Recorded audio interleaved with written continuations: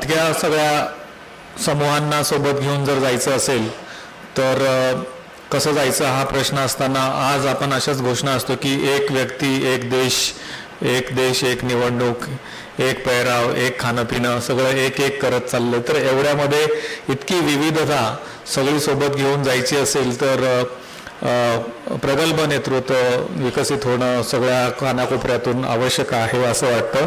आणि ह्या छोट्या छोट्या समूहांना न्याय द्यायचा असेल, भारतीय राज्यघटना सर्वांना न्याय द्यायची हमी देते. या सगळ्या छोट्या आणि वेगवेगळ्या भागामध्ये वेगवेगळ्या सांस्कृतिक जमाती जाती यांना न्याय द्यायचा असेल, इनफॅक्ट सामाजिक न्याय द्यायचा असेल तर कशा स्वरूपाची रचना, कशा स्वरूपाची जनगणना व्हायला पाहिजे आणि त्याचे काय परिणाम होतील या विषयावरती मी माननीय उत्तम कांबळे सरांना आपलं व्याख्यान देण्याची विनंती करतो. धन्यवाद.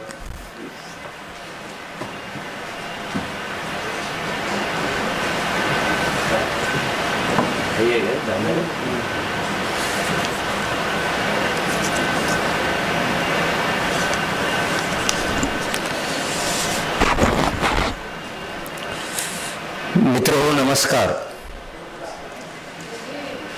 जय भीम, जय संविधान. हे सगळे जय जय म्हणण्यातच माझ्या व्याख्यानाचा वेळ निघून जाईल, एवढे जय वाढलेले आणि त्याची भीती पण वाटायला लागली आहे.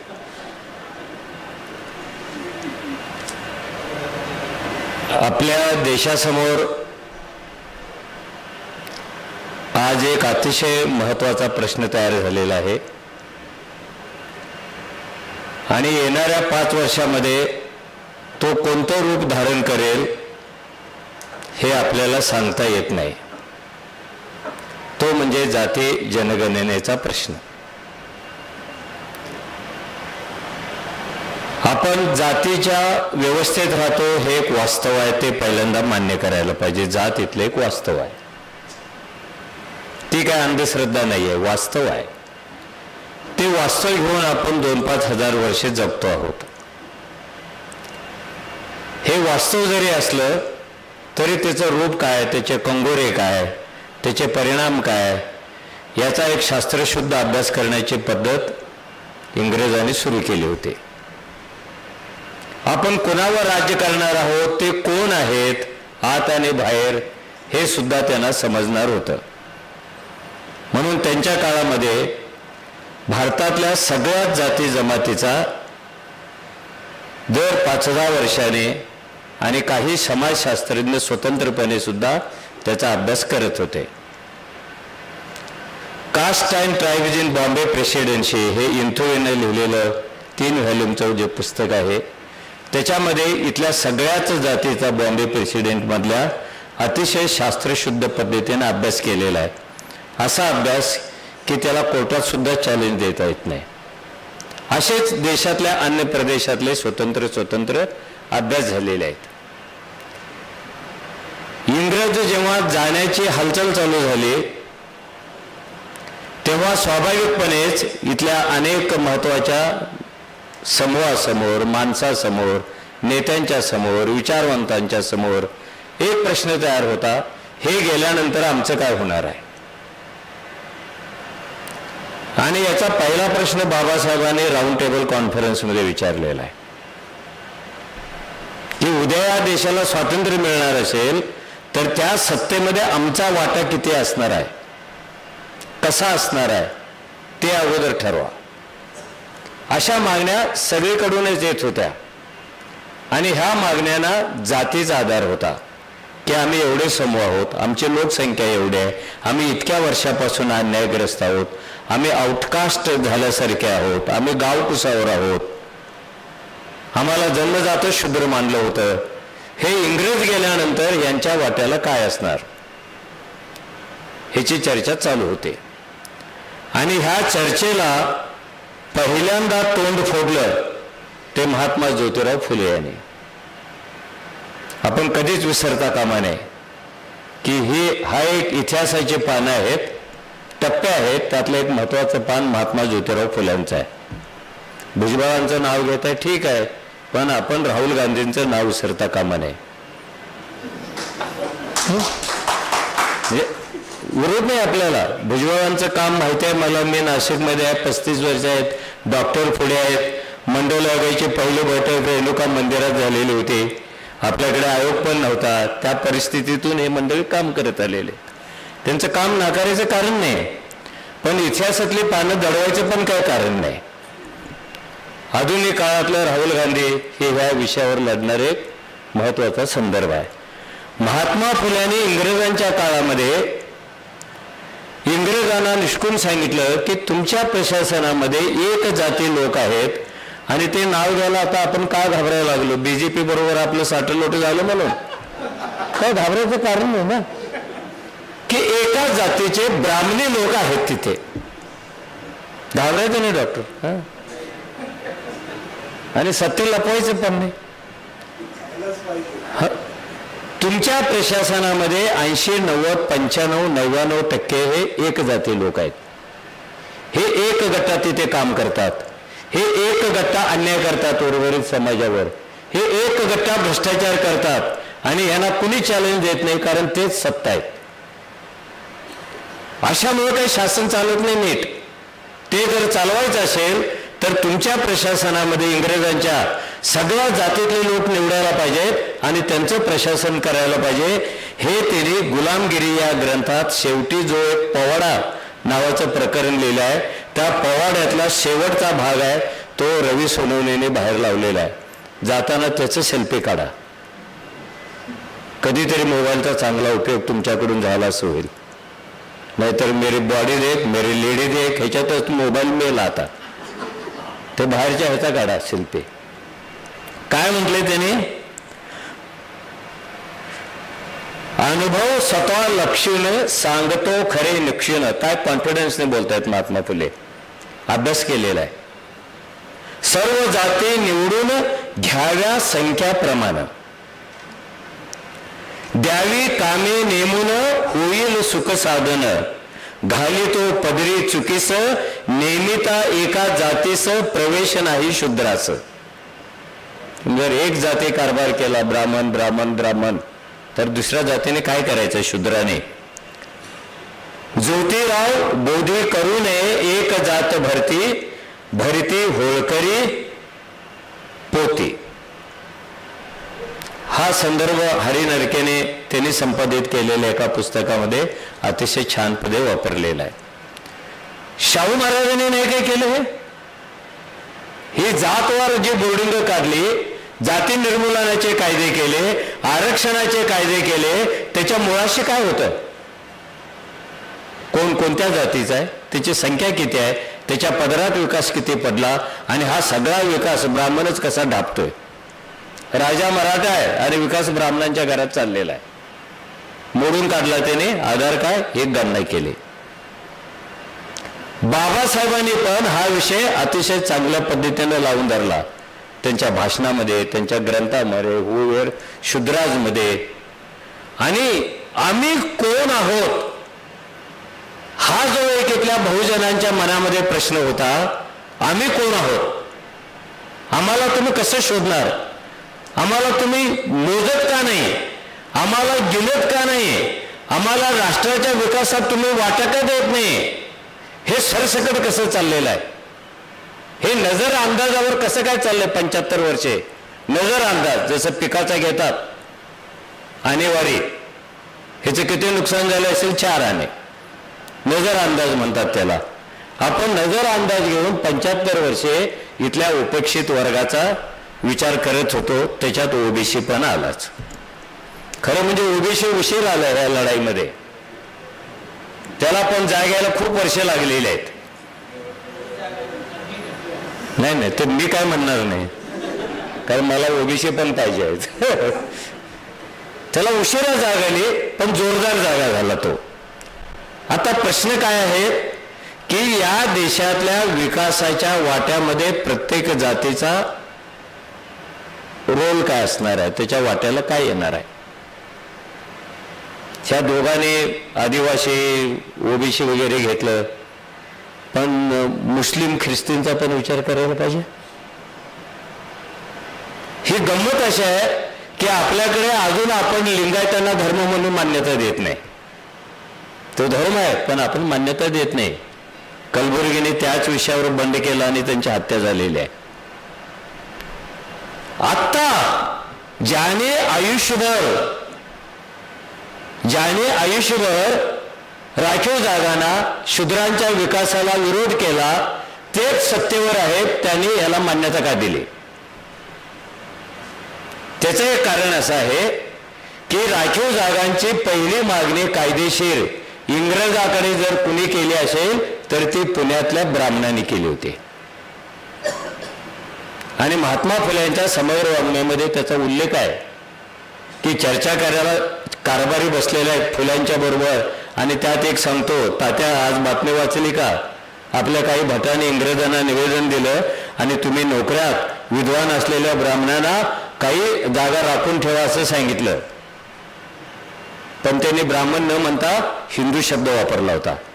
आणि फुल्यांनी त्यांच्यावर कॉमेंट्री केली, नाव हिंदूंचं आणि गाव भटांचं. हे तिथून चालू येतं. हे एक दिवस इथला सगळा वर्ग, नॉन ब्राह्मण वर्ग, हा विकासामध्ये वाटा मागण्यासाठी ठरवण्यासाठी आमची गमती करा हे सांगणार, हे त्यांना 10-15 वर्षापासून कळत होतं. ही आंदोलनं, या मागण्या, आणि ही मागणी टाळून चालणार नव्हतं. राजकीय दृष्ट्या त्यांना ते परवडणार पण नव्हतं. मग हे सगळं झाल्यानंतर उद्या ब्राह्मणांचं काय होणार आहे?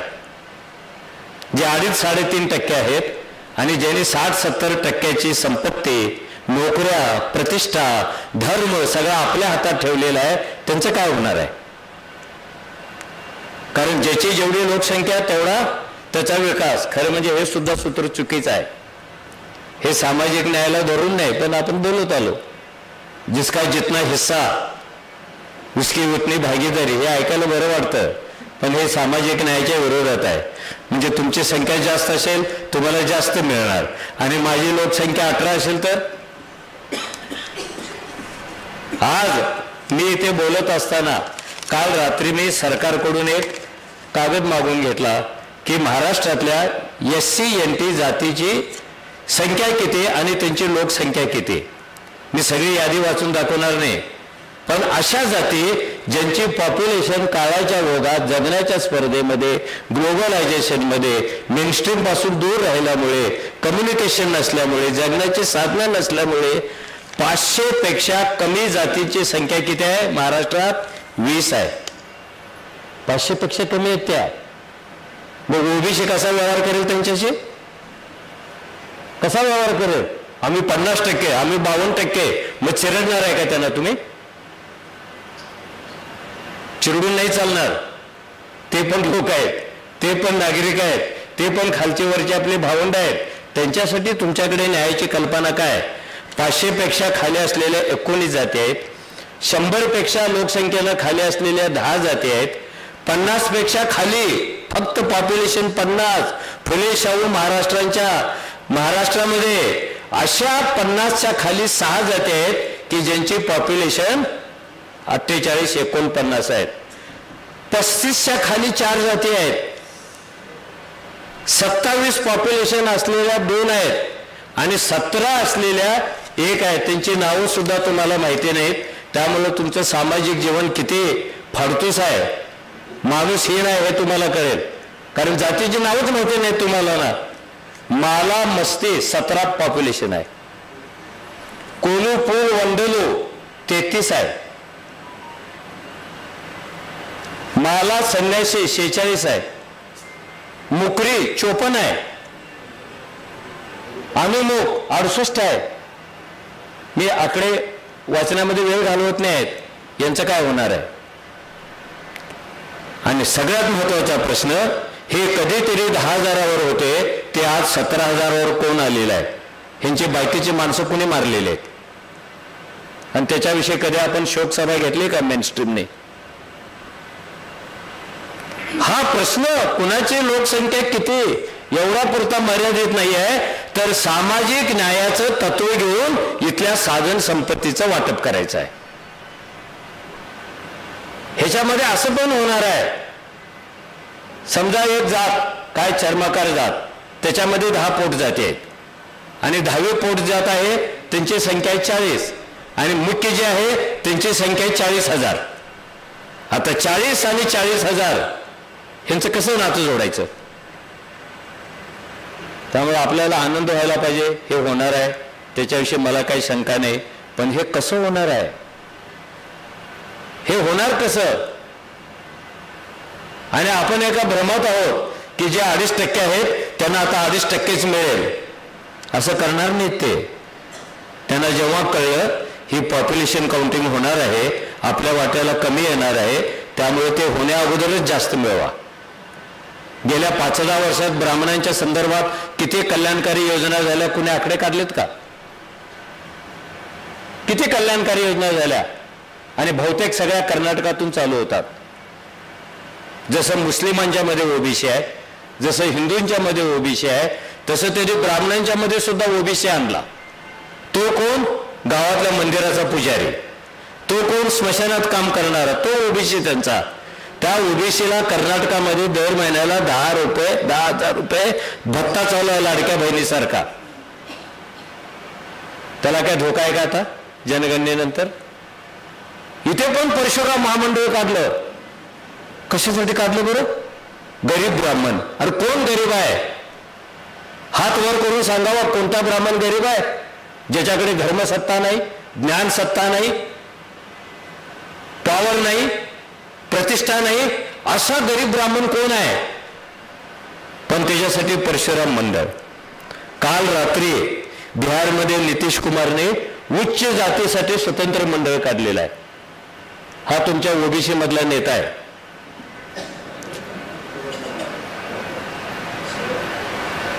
हा ओबीसी मायावतीने सांगितलं ब्राह्मणांच्यासाठी राखीव जागा द्याव्यात. सांगितलं की नाही सांगितलं? आठवलेने पाठिंबा दिला की नाही दिला? दिला ना. त्यांच्यासाठी पण राखीव जागा. सगळे समान. अरे काय गांजा बिंजा ओढून आलाय काय? सगळे समान कसे असतात? सगळे समान असते तर जनगणनेची काही गरजच बसली नसती ना. ते नाही आहेत म्हणून जनगणना आहे. हे त्याने अगोदरच करून घ्यायला सुरुवात केली. अजून एक गोष्ट केली की हिंदूचं कार्ड जास्त चालवायचं आहे, जे 10 वर्षापासून. ते काय म्हणतात आता भागवत की इथल्या जन्माला आलेल्या सगळ्यांचा DNA हिंदूचा आहे. म्हणजे इथे मुस्लिम कोणी नाहीच, ख्रिस्ती कोणी नाहीच, बुद्धिस्ट कोणी नाहीच, जैन कोणी नाहीच. अरे काय झक मारली का? 3-3 हजार वर्षापूर्वी वेदाच्या विरुद्ध लढणारा हा जैन धर्म आहे, हा बुद्धिस्ट आहे, हा बसवण्णा आहे, हे फुले आहेत, हे आंबेडकरांच्या पर्यंत ही क्रांतिकारी परंपरा आहे. ते सगळे हिंदू होते. आणि बाबासाहेबांनी होयर शूद्रामध्ये कोडलेलं आहे. इथे हिंदू कुणाला म्हणावं हाच प्रश्न तयार होतो. कारण तुम्ही हिंदू आहात हेच तुम्हाला सिद्ध करता येत नाही. ही जी आता होणार आहे ह्याच्यामध्ये काही लोक आत्ताच धोके सांगतायत, त्याचा काही उच्चार केला होता.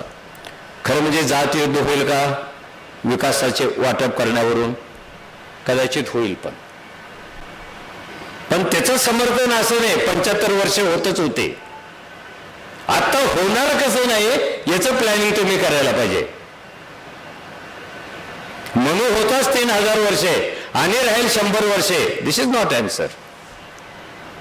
तो म्हणून मारायचं कसा या गणनेमध्ये, गणतीमध्ये, ह्याचं पण आपल्याकडे पाहिजे. आणि मी नेहमी म्हणालो की सामाजिक न्यायाचं तत्व ह्या सगळ्यांनी वापरलं. म्हणजे मध्यंतरी दादासाहेब गायकवाडांच्या काळामध्ये घोषणा आली होती, कसेल त्याची जमीन राहील त्याचं घर. बरोबर आहे. आता हा कायदा झाला, किती भारी होतं, पण ह्याच्यात सोशल जस्टिस नव्हता. म्हणून दादासाहेब गायकवाडने काउंटर केलं, कसेल त्याची राहील त्याचं घर, कसेल त्याची जमीन, पण नसेल त्याचं काय? ज्याच्याकडे कशाला जमीन पण नाही आणि राहायला घर पण नाही, त्याचं काय करायचं? तिथे सोशल जस्टिस लावावा लागतो. आणि इतिहासामध्ये इतक्या सोशल जस्टिसच्या उदाहरणांच्या मधून आपण वाटचाल करीत आहोत. आरक्षण काय आहे? शाहू महाराजांच्या काळातलं सोशल जस्टिस आहे. जात न्याय बोर्डिंग काय? सोशल जस्टिस आहे. महिलांच्यासाठी स्वतंत्र कायदे काय? सोशल जस्टिस आहे. हे उद्या गणती जरी झाली आज टेऱ्या बडवायचं काही कारण नाही आहे. कारण गणती कधी होणार आहे? कोणाला तारीख माहिती आहे? जाहीर केलेले? समजा नाहीच झाली, काय करणार आहे तुम्ही सगळे मध्यमवर्गीय? करणार काय तुम्ही? मोदी घोषणा पण करू शकतो आणि घोषणा पायाखाली घेऊ पण शकतो. त्याला कुणी विचारणार नाही, कारण त्याला विचारण्याची क्षमता असलेला एक सॉलिड ओबीसी ग्रुप जो होता तोच मोदीच्या सावलीत जाऊन बसलेला आहे. ह्याचे काही सामाजिक परिणाम होतील की नाही होतील? होतील की नाही होतील? ओबीसीने भगवे वस्त्र धारण केल्यामुळे काही सामाजिक धार्मिक परिणाम होणार आहेत की नाही होणार आहेत? किंवा होत आहेत की नाही होत आहेत? उद्या त्यांनी नाहीच करायचं ठरवलं तर? नाही, तो आश्वासन दिलेलं आहे. अरे पुढाऱ्याने आश्वासन दिले ना, आणि पुढाऱ्या कायदा आहे काय आश्वासनाची अंमलबजावणी करावी? पुढच्या वेळेला करू म्हणेल, त्याच्या पुढच्या वेळेला करू म्हणेल. समजा तरीही मोजणी केली, त्याचा एक 2000 पानाचा रिपोर्ट आला, त्याचं काय करायचं? त्याची अंमलबजावणी कधी करायची? त्याची गॅरंटी, वॉरंटी, एक्सपायरी डेट काय आहे का आपल्याकडे? कोणी विचारते का? हे सगळं असं चाललं. अरे विजय मिरवणुका काढा, आता मोजणी होणार. वामनदादांचं गाणं म्हणा, सांगा आम्हाला बिर्ला बाटा टाटा कुठे आहे हो, सांगा धनाचा साठाने आमचा वाटा कुठे आहे हो. हे हिस्सा मागणेवाली लढाई आहे, पण ते पूर्ण तर होऊ द्या. महिलांचं काय होणार आहे? मुस्लिमांचं काय होणार आहे? कारण मुस्लिमांचं काय, त्यांना राखीव जागा द्यायच्या नाहीत हे अगोदरच ठरलेलं आहे, कारण ते परधर्मातले आहेत. आणि बाहेरून आलेल्या आर्यांचं काय करायचं? ते पर नाही आहेत का? ख्रिस्ती लोकांचं काय करायचं? त्यांना पण आरक्षण मिळणार नाही आहे. मग जनगणनेमध्ये एका मोठ्या समूहाला काय मिळणार आहे का? म्हणून आता हे सगळे BC, SC, ST, OBC, NT, मुस्लिम, ख्रिस्ती, महिला, ह्या सगळ्यांनी आपल्या जीवाभावाचं एक नातं बनवायला पाहिजे. इथे नुसतं मोठा भाऊ छोटा भाऊ नाही चालणार. लोक लय भारी बोलतात. माळी म्हणतो खालच्या माणसाला मी तुझा मोठा भाऊ आहे, माळ्याला मराठा म्हणतो मी तुझा मोठा भाऊ आहे, मराठ्याला ब्राह्मण म्हणतो मी मोठा भाऊ आहे, आणि मोठ्याने छोट्याला लात मारली तर सहन करायचं, कारण वडीलधाऱ्याने लात मारली. हे नाही चलनेवाला. आपण काही ह्या सगळ्या विषयावर काही करतो का? त्या सनातन धर्मवाल्यांनी हे संविधान लिहिलेलं आहे. 4 फेब्रुवारीला त्याचं प्रकाशन झालं कुंभमेळ्यामध्ये. त्या संविधानामध्ये मुस्लिम आणि ख्रिस्तींच्या विषयी एक जबरदस्त त्याने नियम केलेला आहे की आम्ही मुस्लिम आणि ख्रिस्ती लोकांना इथे जगू देऊ, पण त्यांना नागरिकाचे हक्क देणार नाही. आणि ज्याला नागरिकांचे हक्क नसतात तो गुलाम असतो. जनगणनेनंतर यांचं काय होणार आहे? आणि सगळ्यात महत्वाचा प्रश्न, जर विकासाच्या गप्पा मारत असो आपण, तर विकासासाठी सरकारच्या मालकीचं आता किती राहिले जे तुमच्यात वाटायचं आहे? असं सरकारच्या मालकीचं किती राहिले? अरे रोज आगाने 10 गावं विकत घेतो, 10 झोपड्या विकत घेतो, कोणी गॅस विकत घेतो, कोणी विमान विकत घेतो, कोणी शाळा विकत घेतो. जी तुमची मालमत्ता आहे, तुम्हाला वाटायची आहे, ते ऑलरेडी विक्री होते तिची. माझा मुद्दा असा आहे की जात जनगणना होणं आवश्यक होतं, ती होते आहे, तिचं पहिल्यांदा स्वागत करूया. मग ते स्वागत करत असताना मी रिपीट करतो, ती विशिष्ट टाइम फ्रेम मध्ये व्हायला पाहिजे. याच्यासाठी आपला एक सामाजिक दबाव पाहिजे. त्याचे जे निष्कर्ष येतील त्याची निकोप अंमलबजावणी करायला पाहिजे, यासाठी पण आपला दबाव पाहिजे. आणि हे सगळे झाल्यानंतर आपल्यातच बिग फिश स्मॉल फिश अशी लढाई होऊ नये म्हणून जे मोठे आहेत, स्वतःला दादा म्हणतात, त्याने आपल्या छोट्या भावाचा विचार केला पाहिजे, ज्याची संख्या 18 आहे. आणि पर्सेंटेजमध्ये किती आहे तो 6 आहे. किती पर्सेंटेज आहे 6.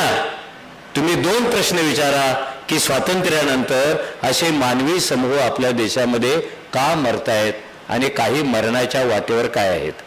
त्यांना जर वाचवायचं झालं तर मी माझा एक घास त्याला काढून द्यायला पाहिजे. तशी तयारी आपण ठेवायला पाहिजे. तर तो जगणार आहे. तो जगलाच नाही तर काय हो मेरा मैंने लिया मैंने किसी का नहीं लिया असं नाही. हे मेरामध्ये समानता नाही आहे. आणि समानता तेव्हाच तयार होते जेव्हा विषमतेचं सूत्र वापरता तुम्ही. तुम्हाला मिळणार आहे 10%, पण तुम्ही 8च घेतलं आणि 2 त्या 18 वाल्याला दिलं, त्या 35 वाल्याला दिलं. असा एक निकोप सामाजिक विचार जर या निमित्ताने तयार झाला तर तो आवश्यक आहे. त्यामुळे आपल्या लढाया याच्यात खर्च होऊ नयेत. ते कुणी आणलं आणि पहिल्यांदा कुणी झेंडा फडकवला, ठीक आहे. म्हणजे जे वास्तव आहे ते वास्तवच आहे. म्हणजे मला विचाराल की बाबा हा मंडल आयोगासाठी आणि याच्यासाठी सगळ्यात जास्त अलीकडच्या काळात महाराष्ट्रात कुणी प्रयत्न केलेले आहेत? भुजबळांनी केलेले आहेत. हे काय लपलेलं आहे का? हे काय लपून केलेले आहेत का प्रयत्न? पण आता प्रयत्नानंतरची जी दुसरी पायरी येते ती अधिक महत्वाची आहे. त्या पायरीवर आपण सगळेजण पोहोचणार आहोत. हे घाई काय केलं त्याच्या मागे राजकारण नाही आहे का? बिहारच्या निवडणुका येऊ घातलेल्या नाहीत का? अनेक ज्वलंत प्रश्न आहेत त्याच्याकडे दुर्लक्ष होणार नाही आहे का? युद्धाकडे दुर्लक्ष होऊ शकतं, महागाईकडे दुर्लक्ष होऊ शकतं, मणिपूरकडे होऊ शकतं, काश्मीरकडे होऊ शकतं. कारण हा जादूतून एक काहीतरी काढला खून द्या सिमसिम. बाकी सगळं विसरा. आता निवडणुकांना सामोरे जा. कोण म्हणतात की याच्यामुळे मोदी पुन्हा 5 वर्ष निवडून येणार आहेत, कारण तुम्हीच मतं देणार आहेत आणि ओबीसी देणार आहे. ओबीसी एका कळीच्या वळणावर आता उभा आहे. त्यांनी नीट राजकीय विचार करायला पाहिजे, सामाजिक करायला पाहिजे की तुमचं राजकारण काय आता इथून पुढे. आणि तुम्ही काय विसरता? दलितांवर अन्याय करणारा काय फक्त ब्राह्मण आणि मराठाच होता का? आपण एक मोहीम काढली होती, डॉक्टर तुम्ही होता त्याच्यामध्ये, हरी रावसाहेब मी तुम्ही, ओबीसी आरक्षण मोहीम महाराष्ट्रात एक. आणि आपण प्रत्येक सभेत विचारत होतो, ठीक आहे अज्ञानपणामुळे हिंदू धर्माच्या दबावाखाली माळ्याने पण महाराजचं घर पेटवले, धनगरांनी पण पेटवले, वाण्याने पण पेटवले, तेल्याने पण पेटवले. भैया इसके आगे नहीं चलने वाला. तुम्हाला सगळ्यांना एकाच बोटीतून प्रवास करायचा असेल, एकाच मागणीसाठी आग्रहाने लढायचं असेल तर हे खालचा वरचा आता नाही चालणार. कारण ते झालं की पुन्हा मोदी येणार. हिंदू राष्ट्राकडे जाणारा, इथल्या कोणत्याही ओबीसीला हिंदू राष्ट्र नको आहे, कोणत्याही बीसी एससी एसटीला हिंदू राष्ट्र नको आहे, कोणत्याही या मायनॉरिटी कम्युनिटीला हिंदू राष्ट्र नको आहे. तिकडे जाण्यासाठी एक एक गाजर देण्याचा भाग सुद्धा इथे असू शकतं, पॉलिटिक्स असू शकतं. म्हणून आता वेळ कमी होत चाललेला आहे. आपण त्या आनंदातून बाहेर पडायला पाहिजे आणि एक सिरियस अप्रोच घेऊन आम्ही कोण आहोत हा आपल्याला सतत पडलेला 5000 वर्षापासूनचा एक प्रश्न आहे. Who we are. कारण व्यवस्थेने तुम्ही कोण आहात हे सांगण्यासाठीचं साधनच तुमच्याकडे ठेवलेलं नाही आहे. ते साधन आता आपण घेणार. किती आनंदाची गोष्ट आहे. आणि ते साधन घेऊन आपण ह्या देशाच्या राजकारणामध्ये, या देशाच्या विकासामध्ये, या देशाच्या समाजकारणामध्ये अशा एका देशाचं स्वप्न पाहतो आहोत जो स्वातंत्र्य, समता, बंधुता आणि सामाजिक न्यायावर उभा राहील. त्याची ही एक सुरुवात म्हणजे सुद्धा जातगणना आहे असं आपण मोठ्या मनाने ठरवायला पाहिजे आणि त्याचा आग्रह धरायला पाहिजे. एवढंच मला सांगायचं होतं. धन्यवाद.